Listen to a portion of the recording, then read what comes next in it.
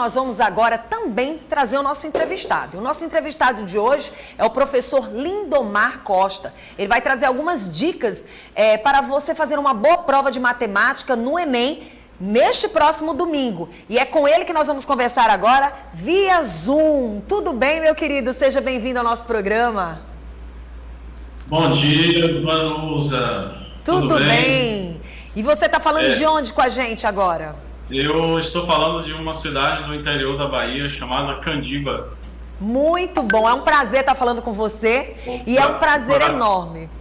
O prazer é todo meu e eu gostaria nesse momento de registrar a minha gratidão pela oportunidade de poder participar do Bom Dia News e poder contribuir com dicas para as pessoas que vão realizar o Enem, aí, especialmente para a prova de matemática. Muito bom, o prazer é nosso de poder estar aqui com você. E hoje o professor Lindomar Costa veio hoje para conversar com a gente. Ele que é professor de matemática e, claro, quer trazer dicas para você que vai fazer o Enem neste final de semana. E aí a gente já começa logo trazendo algumas dicas, né? E já vai chamando logo a atenção. Primeiro, a gente já ouviu falar e a gente tem preparado aqui o nosso aluno sobre a questão da ansiedade, o nervosismo, esse lado da saúde mental, porque as pessoas andam muito nervosas, muito ociosas, preocupadas, estudaram o tempo todo, passaram o ano inteiro se dedicando, quando chega nessa hora, às vezes por um nervosismo, uma ansiedade, coloca tudo a perder. Mas para quem estudou, a gente sabe que existem aí revisões maravilhosas e que você não precisa exagerar já nos últimos dias, não é isso, professor? Exatamente, Vanusa. Nessa reta final, o candidato ele precisa revisar os conteúdos que são considerados mais recorrentes no Enem, procurando sempre enfatizar aqueles conteúdos que ele já domina, para ele poder garantir uma coerência pedagógica na prova. Nesse momento que está faltando aí menos de 2 dias, né, para a realização da prova, não adianta priorizar conteúdo que ele não domina. Isso pode causar angústia e aumentar ainda mais a ansiedade. Falando assim um pouquinho mais sobre que conteúdo revisar, né? Como eu mencionei aí os principais conteúdos, no caso de matemática, eu tenho aqui uma lista que eu sempre passo para os meus alunos com 6 tópicos principais para que o aluno faça a revisão. Esses tópicos são razão, proporção, escala. Esses 3 eu considero um tópico só. Para você ter uma ideia, nas edições de 2020 foram 10 questões cobradas, na edição de 2021 foram 7 questões cobradas. Então eu pessoalmente acredito que deve agora na edição de 2022 se manter a média umas 8 questões envolvendo esses 3 conteúdos, certo? Outros conteúdos que eu acrescento nessa lista: estatística e cálculos de média, geometria plana, porcentagem e juros, geometria espacial, e a matemática básica, né? Que são as continhas, as operações de adição, multiplicação, potência, números decimais. Se nesse meu levantamento que eu fiz, 31 questões contemplam apenas esses 6 tópicos, com base nos Enem aí de 2020 e de 2021. Só para você ter uma ideia do direcionamento que o aluno tem que fazer para maximizar o tempo que ele tem fazendo a revisão, principalmente desses conteúdos. Ele já possibilita ele resolver em torno de umas 30 questões do Enem. Agora eu queria que você me falasse das pegadinhas, o que pode aparecer aí para esse estudante aí do Enem e que de repente ele pode ficar meio que assustado, mas que vale a pena ele se ligar. Olha só, o pessoal costuma chamar de pegadinhas situações que aparecem no texto, que aparecem nas questões, que muitas vezes os alunos eles desconsideram no momento que faz a leitura. Então eu reforço o seguinte: cuide bem da leitura, cuide bem da interpretação dos dados na hora que você estiver fazendo a sua prova do Enem. A gente sabe que tem uma pressão enorme nas costas da gente quando está fazendo a prova, porque existe um tempo, né? Existe um fator tempo a ser considerado. Isso deixa a gente nervoso, só de saber que tem 3 minutos por questão para a gente fazer, cada questão, 3 minutos, isso já gera um certo desconforto, uma certa pressão. Mas eu posso elencar aqui algumas situações que são consideradas pegadinhas no Enem. Como, por exemplo, detalhes no texto. Sempre desconfie quando o texto apresentar palavras que dão ênfase, como, por exemplo, todo, ao final, apenas, dentre outras palavras que enfatizam muito o texto. Isso serve para direcionar a atenção do candidato para uma determinada situação. Se ele não considera isso no momento da leitura, ele cai na pegadinha. Outra situação, não atentar para as unidades de medidas.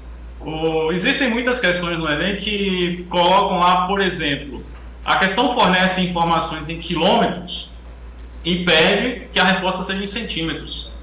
Mas dentre as alternativas, ele encontra as duas opções. Se ele respondeu em quilômetros, ele vai encontrar a resposta lá em quilômetros, certo? Só que se não ficar atento que é necessário fazer uma conversão de unidade, isso também pode levar à famosa pegadinha em matemática. Posso citar outros também, como, por exemplo, no caso de gráficos, né? É muito comum o aluno, o candidato, o participante do Enem, ele não lê a legenda, não lê o título do gráfico. Se for um gráfico baseado no plano cartesiano, ele não lê as informações que estão contidas nos eixos, e aí ele acaba perdendo a oportunidade de acertar aquela questão e cai também nas pegadinhas desse nível aí. Só para ilustrar, por exemplo, no título do gráfico aparece assim, ó, população, e lá entre parênteses tem assim, em 1000 habitantes.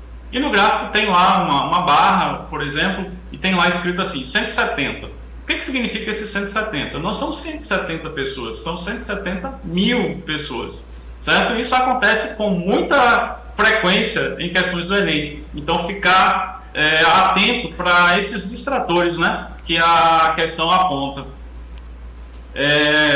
Outra situação, você está resolvendo uma questão, só que essa questão ela exige que você realize mais de um cálculo para você chegar ao resultado solicitado. E você ali na euforia realizou o primeiro cálculo, achou lá o resultado, e lá nas alternativas tem esse resultado que você achou. Aí você fica tentado a marcar, né? Se você fizer isso, você também cai na pegadinha. Muito bom.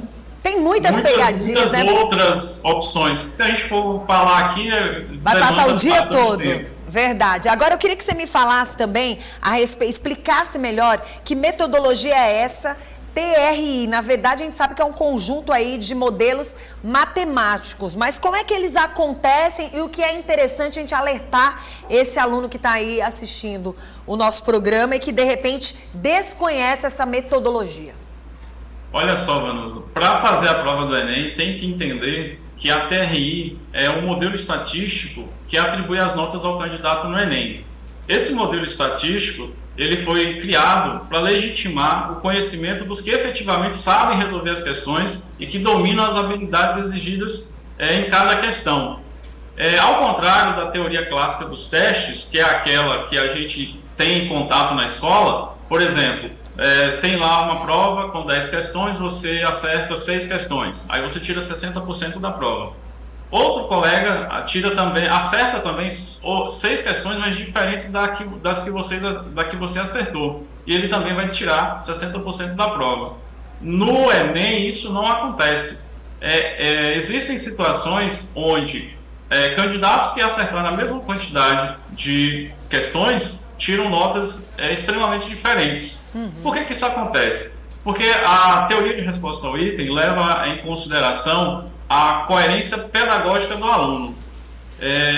Se ele realmente domina a habilidade da questão, se ele está resolvendo a questão porque sabe. Cada item, cada questão do Enem é avaliado sobre 3 fatores, que são chamados 3 parâmetros. Vou falar um pouquinho bem rapidamente aqui sobre esses 3 parâmetros, que é o parâmetro da discriminação, que serve para avaliar se o aluno domina a habilidade exigida pela questão. O parâmetro de dificuldade, que avalia o nível da questão, se ela é fácil, média, difícil. E o parâmetro de acerto casual, que é o que mede se a probabilidade do aluno chutar aquela questão e acertar. considerando esse conjunto de cada questão, expandido para todas as outras questões, gera um que chama assim gera a nota, né, do Enem. Eu costumo ilustrar essa aplicação do TRI como uma corrida de obstáculos, uma corrida de obstáculos, onde nessa corrida de obstáculos, nessa pista, tem várias barreiras com alturas diferentes. Então, o atleta que consegue pular aquelas barreiras menores, mais baixas, consegue pular todas, a gente espera que ele consiga também pular umas que tem altura média e até algumas de altura alta, né, de dificuldade maior.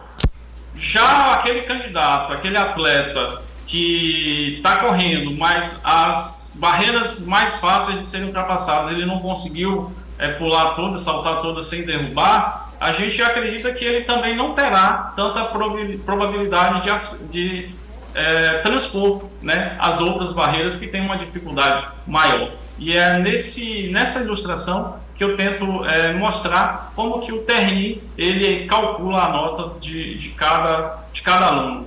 Muito bom. Olha, primeiro eu quero dizer o seguinte, que é muito bom a gente estar ouvindo você passando todas essas dicas. Faltou alguma dica, sim, aquela dica que você vai se dar bem para a gente finalizar aqui essa conversa da gente e você desejar boa sorte para os alunos aqui?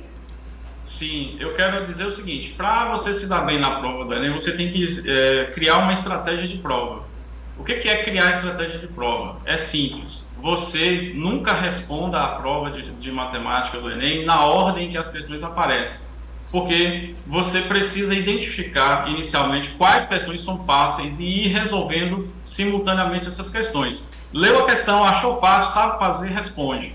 Vai para a próxima questão. Leu a questão, acha que dá muito trabalho, que vai demorar bastante, mas que você sabe fazer, você marca e passa para a próxima.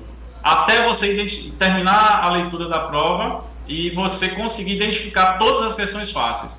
Quando você identifica todas as questões fáceis e você responde acertadamente, você maximiza o algoritmo do TRI a seu favor. Porque agora você mostrou que você domina as questões fáceis. Então você tem uma base, você está preparado. E assim funciona com as demais questões, certo? Você faz depois as que você considera média e depois as que você considera difícil. E essas questões difíceis surge a dúvida. Mesmo assim eu não conseguir fazer, eu deixo em branco, eu chuto, eu recomendo, nunca deixe a questão em branco. Se precisar chutar como último recurso, chute. Tá certo. Olha, eu quero agradecer por você estar aqui com a gente, Lindomar. Muito obrigada por você ter tirado um tempinho aí para os alunos que aqui estão. E queria que você me falasse do seu Instagram, obviamente, e desejasse boa sorte para todos os alunos do Enem.